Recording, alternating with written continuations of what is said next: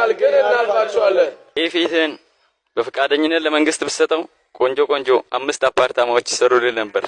አልሻም ማጽናኛ ባባይስ አልሻም ምን ያለሁ ይለኔ አልሻም አደረደው እንጂ የቁም መጥረጊያ ነው የሚመስለው።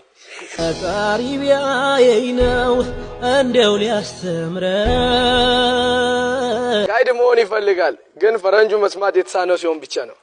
የራሳቸውን ህይወት ሳይመሩ ወደ ሰው ህይወት ውስጥ ይገባሉ። በዛ ላይ ንግግራቸው አይጣፍጥ እንዲህ ያለ ቆሻሻ ህዝብ ነው ያለው። እኔ ውሸት አልወድም። እሱ መላጣ ሳይሆን ግንባራም ነው የሚባለው።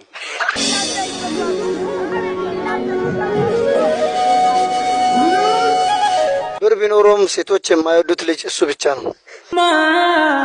ማናየኔ ተጋያለኔ ሰው አገኝ ብዬ ሰላጣው መሆኔ